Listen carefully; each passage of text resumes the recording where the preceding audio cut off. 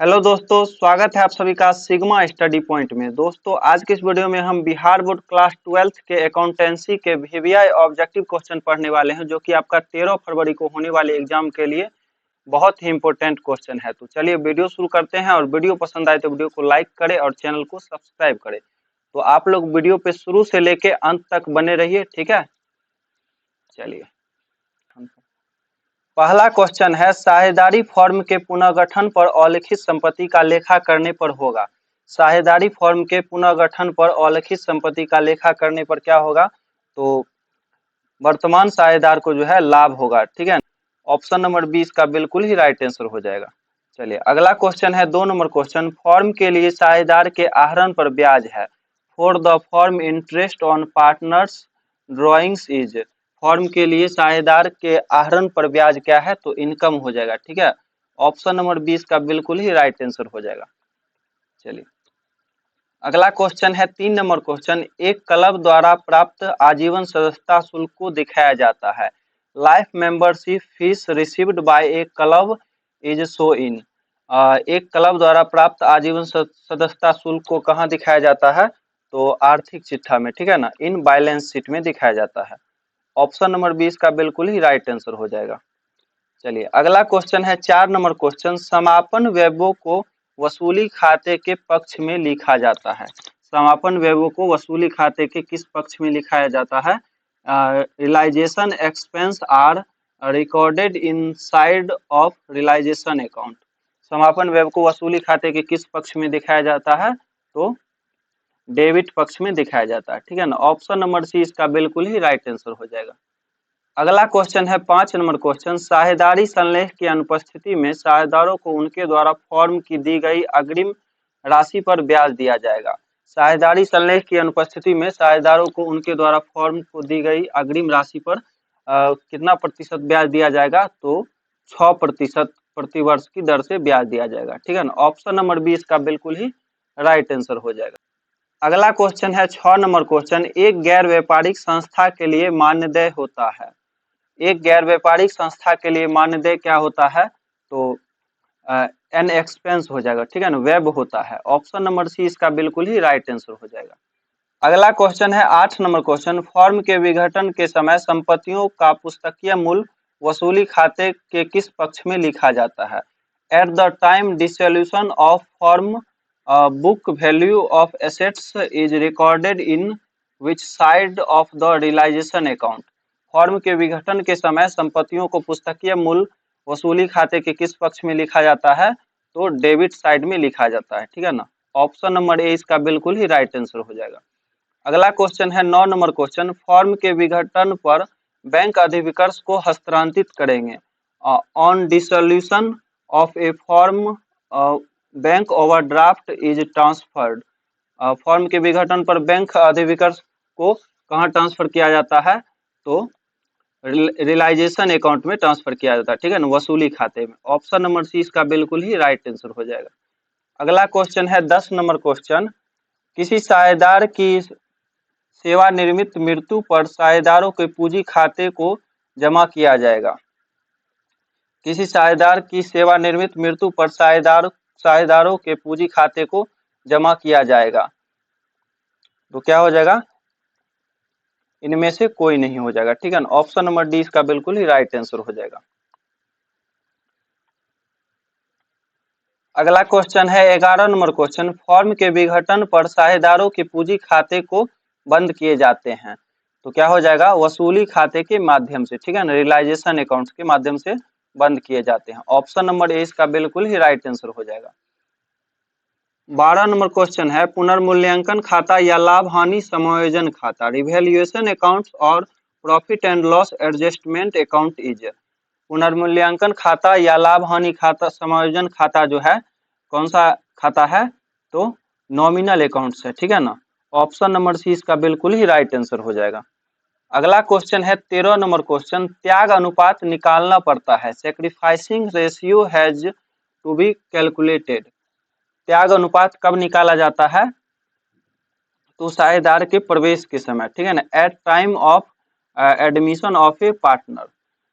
ठीक है। जब साझेदार प्रवेश करते हैं तो सेक्रीफाइसिंग रेशियो निकाला जाता है। ऑप्शन नंबर ए इसका बिल्कुल ही राइट आंसर हो जाएगा। अगला क्वेश्चन है 14 नंबर क्वेश्चन, साझेदार के अवकाश ग्रहण करने पर संपत्ति एवं दायित्वों के मूल्यों में समायोजन के लाभ पूंजी खाते में जमा किए जाने चाहिए। साझेदार के अवकाश ग्रहण करने पर संपत्तियों एवं दायित्वों के मूल्यों में समायोजन के लाभ पूंजी खाते में जमा किया जाना चाहिए। क्या हो जाएगा? तो सभी साझेदारों के पुराने लाभ विभाजन के अनुपात में, ठीक है ना। ऑप्शन नंबर सी इसका बिल्कुल ही राइट आंसर हो जाएगा। अगला क्वेश्चन है 15 नंबर क्वेश्चन, अवकाश ग्रहण करने के समय पुनर्मूल्यांकन के लाभ और हानि को वहन किया जाता है।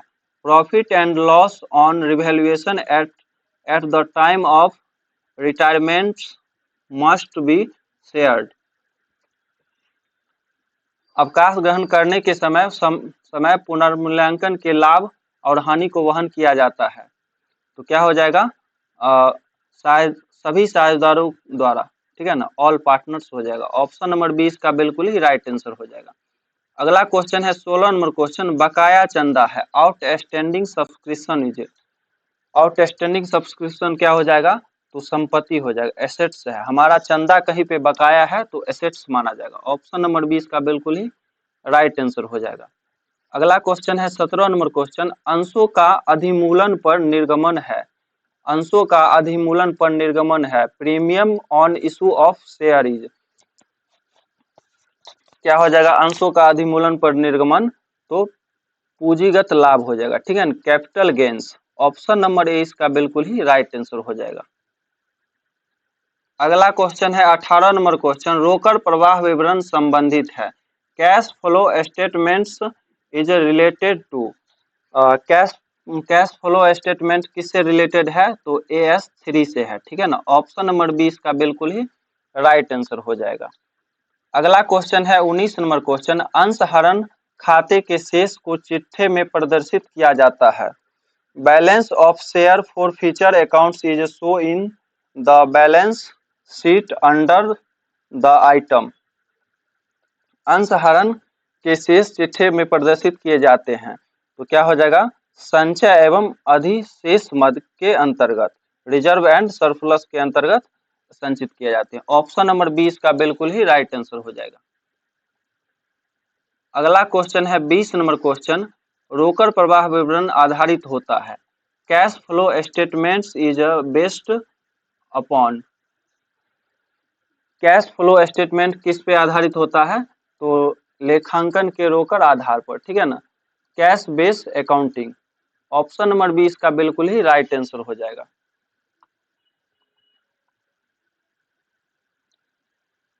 अगला क्वेश्चन है 21 नंबर क्वेश्चन, शीर्ष उदग्र विश्लेषण जाना जाता है। शीर्ष उदग्र विश्लेषण जाना जाता है, किससे जाना जाता है? तो आर्थिक विश्लेषण से, ठीक है ना। ऑप्शन नंबर ए इसका बिल्कुल ही राइट आंसर हो जाएगा। अगला क्वेश्चन है 22 नंबर क्वेश्चन, निम्न में से कौन एक गैर रोकड़ मद नहीं है? Which on the followings is not a non cash item. निम्न में से कौन एक गैर रोकड़ मद नहीं है? तो क्या हो जाएगा? नगद विक्रय हो जाएगा, ठीक है ना, cash sales.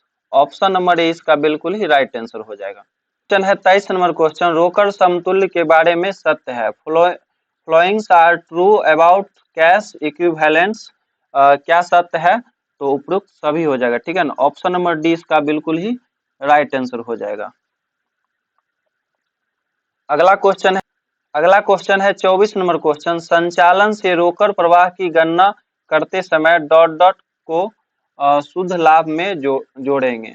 Calculate of cash flow from operating activities included in net profit dot dot, क्या हो जाएगा? तो संचालन से रोकड़ प्रवाह की गणना करते समय डॉट डॉट को शुद्ध लाभ में जोड़ेंगे। किस में जोड़ेंगे? तो रहतिया में कमी, ठीक है, डिक्रीज इन स्टॉक हो जाएगा। ऑप्शन नंबर 20 का बिल्कुल ही राइट आंसर हो जाएगा।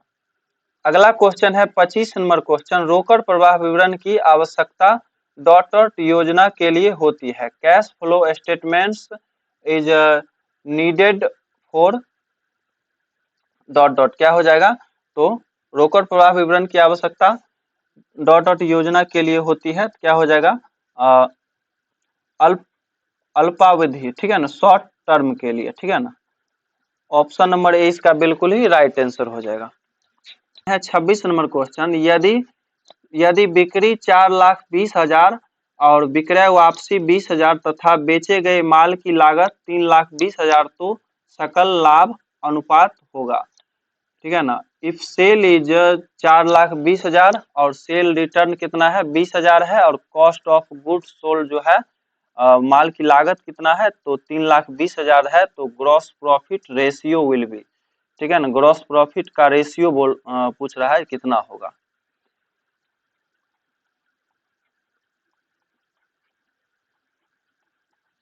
रेवेन्यू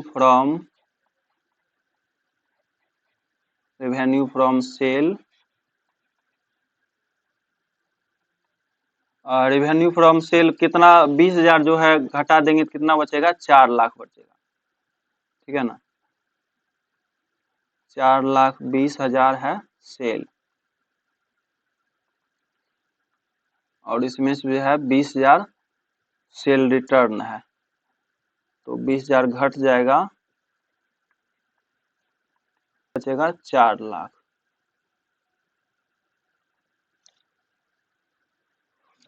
अब देखिए, और माल का लागत कितना दिया हुआ है, माल की लागत कितना है 3,20,000, ठीक है ना। कॉस्ट ऑफ सेल कितना है 3,20,000, कॉस्ट ऑफ सेल कितना दिया हुआ है 3,20,000। तो सबसे पहले ग्रॉस प्रॉफिट निकाल लेंगे, ठीक है ना।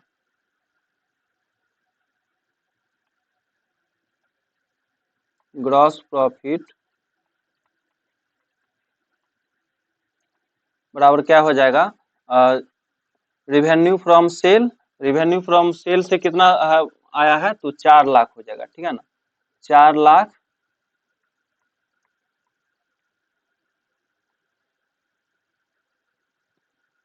लाख घटे 3,20,000, 3,20,000 तो कितना बचेगा 80,000। तो ये हो गया आपका ग्रॉस प्रॉफिट हो गया, ठीक है ना। अब ग्रॉस प्रॉफिट रेशियो निकालेंगे, जीपी रेशियो, तो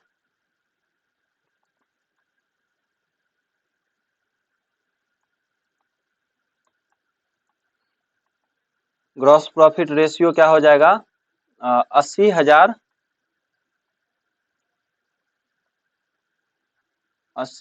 बटे रेवेन्यू फ्रॉम सेल, कितना है revenue from sale 4 lakh, revenue from sale 4 lakh, 80,000 बटे 4 लाख गुने 100, तो ये 3 जीरो कट गया और ये जीरो कट गया, 8 पंचे 40, 5 और ये 20 पंचे 120, कितना आया ग्रॉस प्रॉफिट रेशियो कितना आया तो 20%, ठीक है ना। ऑप्शन नंबर ए इसका बिल्कुल ही राइट आंसर हो जाएगा। चलिए अगला क्वेश्चन है 27 नंबर क्वेश्चन, स्टॉक आवर्त अनुपात के अंतर्गत आता है, stock turnover ratio comes under, stock आवर्त अनुपात किसके अंतर्गत आता है तो निष्पादन अनुपात, ठीक है ना, एक्टिविटी रेशियो हो जाएगा। ऑप्शन नंबर सी इसका बिल्कुल ही राइट आंसर हो जाएगा। चलिए अगला क्वेश्चन है 28 नंबर क्वेश्चन, आंतरिक और बाह्य स्वामित्व के मध्य एक संतोषजनक अनुपात है, तो क्या हो जाएगा 2:1 हो जाएगा, ठीक है ना। ऑप्शन नंबर 20 का बिल्कुल ही राइट आंसर हो जाएगा। अगला क्वेश्चन है 29 नंबर क्वेश्चन, चालू अनुपात है, करेंट रेशियो इज, चालू अनुपात क्या हो जाएगा तो तरलता अनुपात हो जाएगा, ठीक है ना, लिक्विड रेशियो हो जाएगा। ऑप्शन नंबर सी इसका बिल्कुल ही राइट आंसर हो जाएगा। अगला क्वेश्चन है 30 नंबर क्वेश्चन, चालू अनुपात करेंट रेशियो क्या है तो चालू संपत्तियां या चालू दायित्व हो जाएगा, ठीक है ना। करंट एसेट्स या करंट लायबिलिटीज हो जाएगा। ऑप्शन नंबर ए इसका बिल्कुल ही राइट आंसर हो जाएगा। अगला क्वेश्चन है 31 नंबर क्वेश्चन, तरल संपत्ति में सम्मिलित होता है, liquid assets included. Liquid assets में क्या शामिल रहता है, तो प्राप्त विपत्र हो जाएगा, bills receivable, debtors, cash balance और उपरोक्त सभी हो जाएगा, ठीक है ना। ऑप्शन नंबर डी इसका बिल्कुल ही राइट आंसर हो जाएगा। अगला क्वेश्चन है 32 नंबर क्वेश्चन, रोकड़ प्रवाह विवरण आधारित है, cash flow statements in based upon. Cash flow statements is base upon क्या हो जाएगा, कैश बेस ऑफ अकाउंटिंग, ठीक है, लेखांकन के रोकड़ आधार पर। ऑप्शन नंबर ए इसका बिल्कुल ही राइट आंसर हो जाएगा। अगला क्वेश्चन है 33 नंबर क्वेश्चन, रोकड़ प्रवाह विवरण संबंधित है, cash flow statement is related to. Cash flow statement किससे रिलेटेड है, तो AS3 से रिलेटेड है, ठीक है ना। ऑप्शन नंबर ए इसका बिल्कुल ही राइट आंसर हो जाएगा। अगला क्वेश्चन है 34 नंबर क्वेश्चन, रोकड़ प्रवाह विवरण तैयार किया जाता है, cash flow statements is prepared from. रोकड़ प्रवाह विवरण तैयार किया जाता है, क्या हो जाएगा, आर्थिक चिट्ठा से, बैलेंस शीट से, प्रॉफिट एंड लॉस अकाउंट से और एडिशनल इंफॉर्मेशन से, इनमें से सभी हो जाएगा, ठीक है ना। ऑप्शन नंबर डी इसका बिल्कुल ही राइट आंसर हो जाएगा। चलिए अगला क्वेश्चन है 35 नंबर क्वेश्चन, परिचालन संबंधित क्रियाओं से रोकड़ प्रवाह में निम्नलिखित शामिल होता है, followings is included in cash flow from operating activities. परिचालन संबंधित क्रियाओं से रोकड़ प्रवाह में निम्नलिखित शामिल होता है, क्या हो जाएगा, अधिकार शुल्क और फीस कमीशन, रॉयल्टी और फीस और कमीशन हो जाएगा, ठीक है ना। ऑप्शन नंबर ए इसका बिल्कुल ही राइट आंसर हो जाएगा। अगला क्वेश्चन है 36 नंबर क्वेश्चन, रोकड़ समतुल्य में निम्न शामिल होते हैं, followings are included in cash equivalents. Followings are included in cash equivalents. रोकड़ समतुल्य में क्या सम्मिलित होते हैं, तो उपरोक्त सभी हो जाएगा, ठीक है ना। अगला क्वेश्चन है 37 नंबर क्वेश्चन, बीमा कंपनियों से प्राप्त दावे को माना जाता है, claims received from insurance company are treated as. क्या हो जाएगा, तो वित्तीय क्रियाओं से रोकड़ प्रवाह, cash flow from financing activities. Option number C इसका बिल्कुल ही राइट आंसर हो जाएगा। चलिए अगला क्वेश्चन है 38 नंबर क्वेश्चन, कौन सी क्रिया संचालन क्रिया के अंतर्गत आती है, which activities comes under operating activities. Which activities comes under operating activities. कौन सी क्रिया संचालन क्रिया के अंतर्गत आती है, तो नगद बिक्री हो जाएगा, ठीक है ना, cash cell. Option number D इसका बिल्कुल ही राइट आंसर हो। क्वेश्चन है 40 नंबर क्वेश्चन, निम्नलिखित में से कौन रोकड़ अंतर्प्रवाह नहीं है। निम्नलिखित में से कौन रोकड़ अंतर्प्रवाह नहीं है, तो क्या हो जाएगा, लेनदार में कमी हो जाएगा, ठीक है, डिक्रीज इन क्रेडिटर्स हो जाएगा। ऑप्शन नंबर सी इसका बिल्कुल ही राइट आंसर हो जाएगा। तो मिलते हैं एक नई वीडियो में, और वीडियो पसंद आए हो तो वीडियो को लाइक करें, चैनल को सब्सक्राइब करें और अपने दोस्तों के साथ वीडियो को शेयर करें। जय हिंद, जय भारत।